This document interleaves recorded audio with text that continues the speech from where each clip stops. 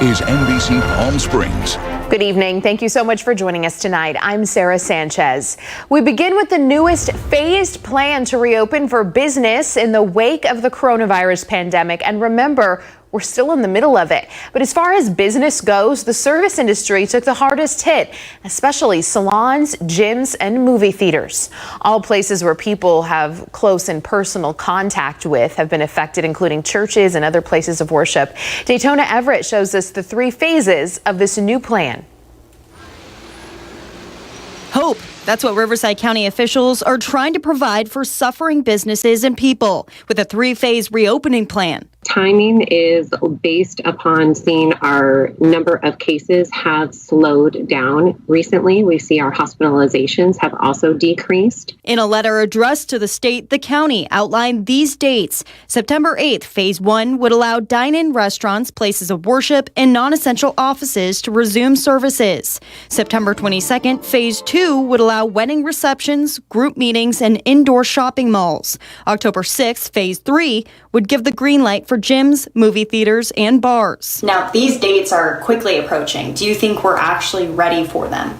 We do. It is a gradual reopening, so it's not reopening all of the businesses again. It would be reopening certain types of industries again and allowing for a 2-week period before a next round of businesses were to reopen. Governor Newsom addressing the letter in his briefing, saying he's in collaboration with local leaders about a reopening framework. And we'll be making public next week the details of our strategies. In the meantime, continue to wear face coverings, don't go to social gatherings, and make sure you're constantly washing your hands and keeping that 6 feet of distance. So getting back to laboring after Labor Day can be a possibility. Daytona Everett, NBC Palm Springs.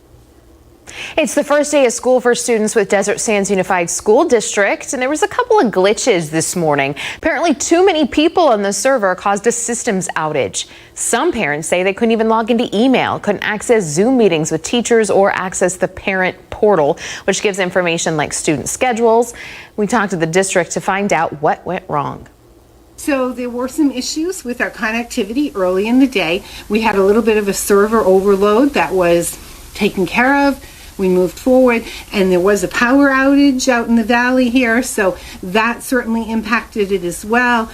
But everything is back on, and we encourage parents, if they do still have a problem, they need to reach out to our tech line. The district says the outage only lasted for a few hours at most. For children with special needs, going to school was never easy, and with instruction online in every local public school district, some parents of special needs students fear their children will suffer the most. I have 2 kids with special needs. One is severe and the other one has autism. And I was really concerned about the more severe child because it was a little bit hard last year with the distance learning with him to reach him. Governor Newsom recognizes the unique challenges these families face, and online learning simply doesn't work for everyone. That's why he's allowing schools to provide in-person small group and one-on-one instruction for children with special needs, even in counties that are still on the state watch list. Desert Sands also has a new online program to help those families. Some students at the Coachella Valley Unified School District are still without access to internet in their second week of classes. Many students were given hotspots and devices for classes after parents took surveys to determine their technological needs. But our Regina Urita has more on why some families were then missed. This is what online learning should look like for students in the Coachella Valley. But Brianne Munoz and her kids live in Thermal, and they resorted trying to access their Zoom class on a cell phone. We needed hotspots. Unfortunately, they weren't distributed because they didn't have enough hotspots. Munoz says she took the district survey and informed them that she needed a hotspot. 15 minutes to take this survey, and really they didn't use the information to distribute hotspots according to who took the survey. The district say they did follow the response rate, but more parents have expressed the need for tools. Able to pass out all 3,000. We've ordered 1,500 more for those families that still need some type of connectivity. And so those should be here shortly. Now more than 20 school buses with Wi-Fi have been assigned to park on several streets during school hours to help families without internet. But those buses are only headed to North Shore and Salton City. particular area, there has not been one bus. CVUSD says families can reach out to the district's IT team if they don't have the tools. But Munoz says she's already done that, and all they did was place her on a wait list. For areas where we see, our students still are not connecting there, then we'll add more buses to that until we can get more hotspots. Munoz is frustrated. She's a working mom who is struggling to balance her job and online learning. Give us a timeline when they're going to be in.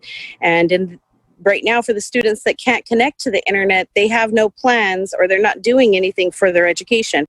For NBC Palm Springs, I'm Regina Urita.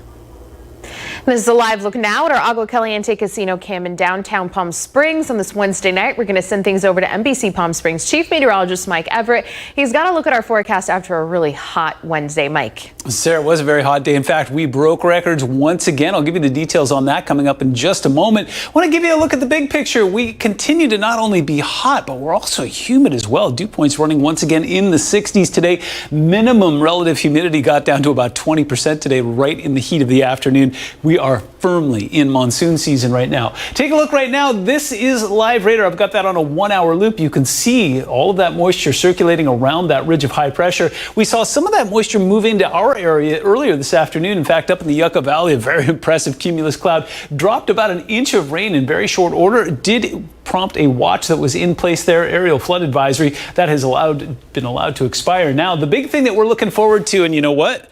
Less than 24 hours until all of this purple is about to expire. Our excessive heat warning that's been in place since last Friday will finally be allowed to go off into the rearview mirror around 10 o'clock tomorrow night. A lot of us very much looking forward to that. Temperatures will be taking a dip this weekend, and it all has to do with this. A very powerful low pressure system will take that high pressure and nudge it a little further to the east and down towards the south. That will allow temperatures to cool slightly, but it will continue to pull monsoonal moisture into our neck of the woods. In fact, it gets a little bit more complicated as Hurricane Genevieve starts to disintegrate, and some of that moisture will be pulled up across Southern California. I'll tell you what that means for the long term coming up. 114 was our high today, 1 degree off of the record. Currently, right now, it's still in triple digits, 103 out there. We got that switch to the northwest, but not a very profound one. 24% humidity right now. That's pretty much where we've been all day long. Next 3 days brought to you by Comfort Air shows a day very similar to what we had today again on Thursday. Temperatures dial back slightly as we go into the weekend. In fact, 107 on Saturday looks pretty darn good, except there is one small problem involved there. I'll tell you all about it coming up. A state of emergency in California as wildfires grow out of control in the northern part of the state, destroying homes and forcing evacuations. Miguel Almaguer has more. Overnight in the San Francisco Bay Area, hell on earth. Neighborhoods up in flames. I've been thinking about that. 35, go to TAC 12. Firefighters losing ground, and for some, no time to escape. Elderly subjects are saying, yeah, fire all around. They can't evacuate. Time to go! This the race to save lives as flames rip through rural neighborhoods, turning country roads into deadly drives. With dozens of structures incinerated, residents forced to flee by the thousands. I could see the red glow and I was hearing explosions. After thousands of lightning strikes over 3 days, fires are burning from Napa's wine country to the Santa Cruz Mountains. We're evacuating! More than 30 major fires are ravaging the state, dry brush and high winds fueling the spread. The fires, burning unchecked in many neighborhoods, are moving faster than crews can. Here, residents say they've called for help, but so far, no one has shown up. Crews battling so many dynamic blazes within close proximity, the raging infernos are now grouped together, so-called complex fires. California is under a state of emergency. These historic fires amid a record heat wave causing rolling blackouts, all as overworked firefighters try to social distance amid a pandemic. You might as well just get out instead of having to run for your life. With flames sweeping across Vacaville, many in this city of 100,000 don't know when they can return. Tonight, the damage far from done as another dangerous night looms ahead. Miguel Almaguer reporting. Now to an update on the Dome Fire in San Bernardino County. It's burning in the Mojave National Preserve. It started over the weekend and has since blown up to about 43,000 acres. But tonight, firefighters seem to be getting a handle on it, and it's now 74% contained. Closer to the valley, the Apple Fire is almost completely contained, but the devastation it left behind will be felt for a long time. Our Kitty Alvarado met a family whose home was saved from flames, but they've been displaced now, and the family needs help. It was devastating.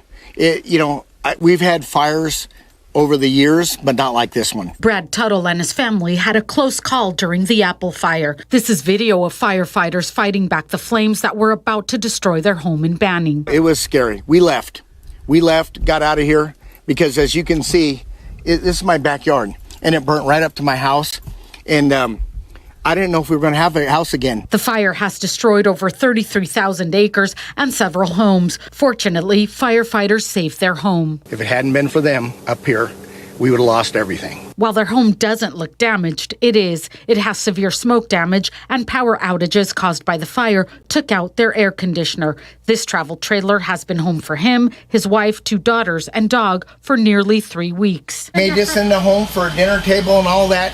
To get out of our house that it's too smoky and our air conditioner blew up and we can't go in our house. He's a proud man who never asks for help. And it's triple digits and it's hot, but we're trying to survive. But when it comes to his family, there's nothing he won't do. Brad flagged us down while covering the threat of rain to this already devastated community. We're in the Banning Bench area and asked for help with their insurance company, California Fair Action Plan. He says they've had no luck getting what they need. It's devastating that I pay my insurance. Please help me out.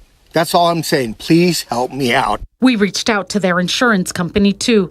They said they'd get back to us. In the meantime, we called the General Air Conditioning and Plumbing. The owner, Patrick Summers, didn't hesitate to send help. We told Brad the good news. That is so awesome that the General's going to do that. It's unbelievable. I can't hardly describe how happy I am about that, and how there's so many good people out there, like yourself and the General.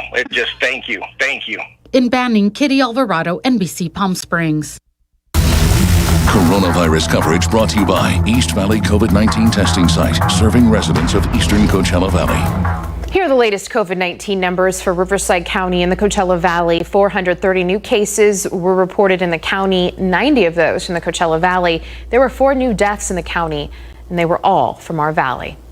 A new deal could make antibody therapy more widely available. Yesterday, 2 pharmaceutical companies, Regeneron and Roche, announced they were joining forces to increase the supply.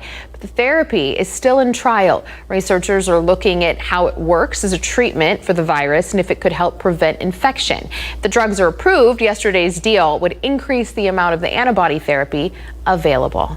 Coming up next, day 3 of the Democratic National Convention involves the sharpest shots yet at the president. We'll have highlights after this. Plus, Americans are shopping a little bit more. They're going out to stores more. We'll have a look at where American families are spending their money, and do you meet those numbers as well?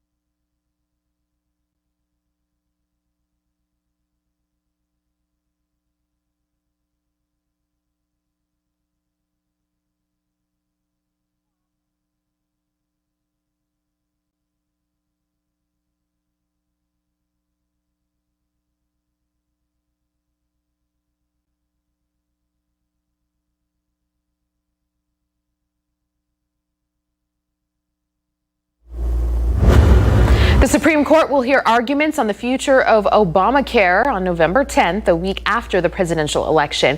The case will determine whether the Affordable Care Act can be continued to be enforced. The Supreme Court upheld Obamacare in 2012, but a new challenge is coming from a coalition of red states taking aim at the law's individual mandate.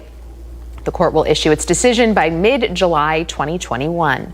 Kamala Harris takes center stage at the Democratic National Convention tonight. Joe Biden's history-making running mate is reintroducing herself to America and sharpening her attacks against President Trump. Alice Barr has highlights from night 3 of the DNC. Senator Kamala Harris stepping into the spotlight and into the history books as Joe Biden's running mate. I accept your nomination for Vice President of the United States of America. For the first time, a woman of color formally accepting the vice presidential nomination for a major party, the daughter of immigrants from Jamaica and India, mapping a vision for a more inclusive nation. A beloved community where all are welcome, no matter what we look like, no matter where we come from, or who we love. The one-time prosecutor also sharply accusing President Trump of failing to lead, costing lives and livelihoods. Right now, we have a president who turns our tragedies into political weapons. Joe will be a president who turns our challenges into purpose. Former President Barack Obama slamming his successor. He has shown no interest in putting in the work. No interest in finding common ground, no interest in using the awesome power of his office to help anyone but himself and his friends. Hillary Clinton with an urgent call to get out the vote, warning against a repeat of her 2016 defeat. This can't be another woulda, coulda, shoulda election. The party hoping to learn from its past while striding forward into history. In Wilmington, Delaware, Alice Barr, NBC News. Mike has a look at the forecast when we come back. In fact, he's standing by. He's ready. He's ready for it, Mike. I am indeed, Sarah. In fact, I've got a live look for you right now, courtesy of our Agua Caliente Casino Cam. This is what we've been waiting for along the footprint of the I-10 corridor tonight. Get a little bit of a breeze going from the northwest, get some flow happening. We are going to be tracking another series of warm days, but there's a trend downward going into the weekend, and as I mentioned earlier, there is a snag attached. I'll give you all the details when we come back.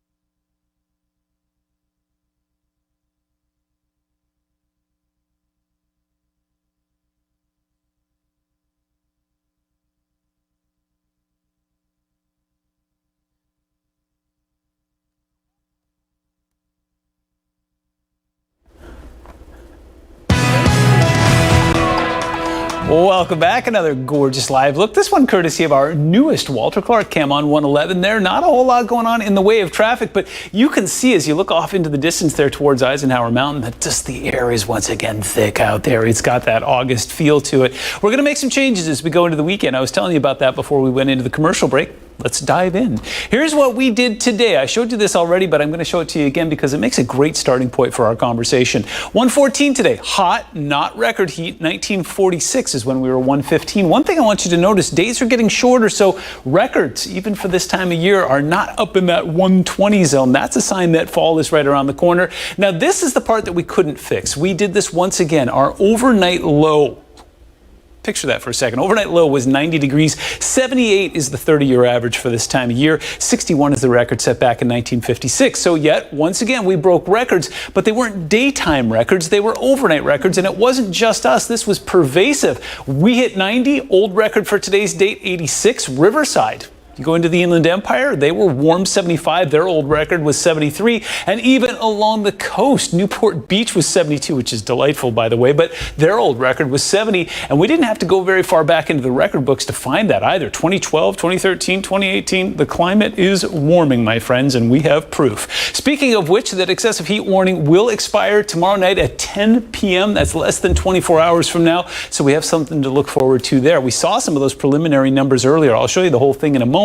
We have some players. There's our high pressure, which, by the way, is weakening and being pushed to the south tomorrow. We've got Genevieve moving up the coast there. Could throw some swell along the coast this weekend. And then that low pressure system up there is going to continue to keep this high suppressed. And that's going to be our friend. We're not going to get any moisture from it, but it will help us out. So Genevieve, latest 11 p.m. update there has sustained winds at 86 miles an hour. That's a solid category 1. Will continue to move into cooler water and dissipate, but still hugs the coast, especially along the Baja. Will bring some rain. Battered Cabo today. We'll do that again tomorrow. Putting Futurecast into motion, you see some green blobs over my shoulder in Arizona there, but it doesn't look like we're going to see much in the way of drama tomorrow. We'll see some storms fire up over the Cleveland National Forest. There'll be some cumulus over top of our local mountains here, but I don't expect anything severe. More possibilities on Friday, though. Can't do much about the dew points. 70-degree dew points Friday and Saturday. That's that fly in the ointment I was telling you about. It'll be cooler, but it'll still be very humid. Temperatures in the 80s, 90s, and 100s here right now. We got that lovely northwesterly flow happening along I-10. We start warm tomorrow, but we start in the 80s. There's something. 115 is where we'll peak in the afternoon. 116 at the airport in Indio. 115 Thousand Palms. 106 in Joshua Tree,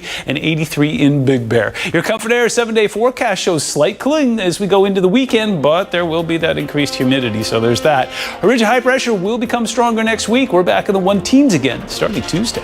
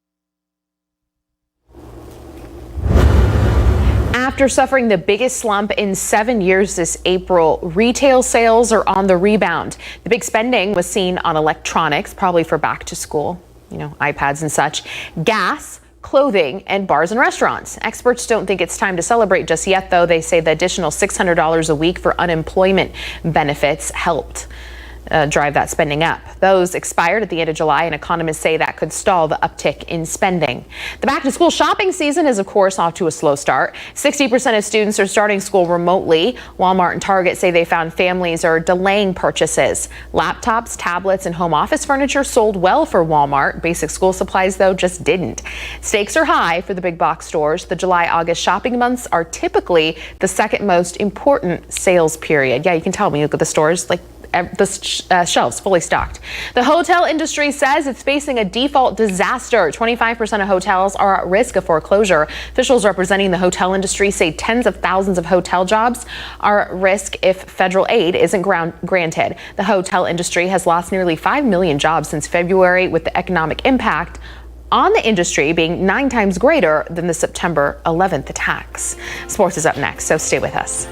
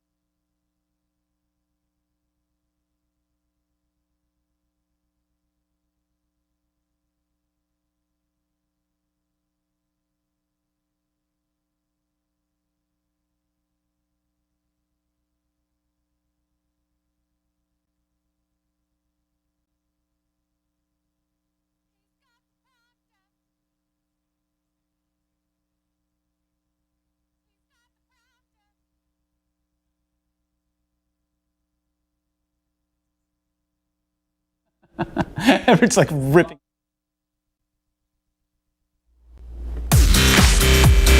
Welcome back. Time now for a look at your NBC Palm Springs sports headlines. SEC teams are back on the field this week as practices get underway. The SEC announced its fall football schedule earlier this week. The 10-game all-conference schedule will begin on September 26th and conclude in Atlanta with the SEC championship game on December 19th. The conference will leave many of the attendance decisions up to each school, but masks at games will be a mandatory requirement.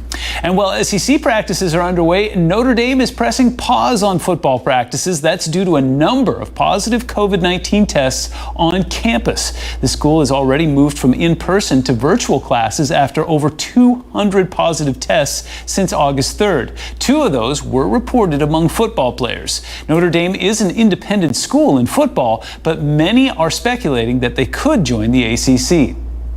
As the NBA playoffs get underway, the league announces another week with no positive coronavirus tests. The league released its latest numbers today, saying none of the 341 tests conducted on players came back positive.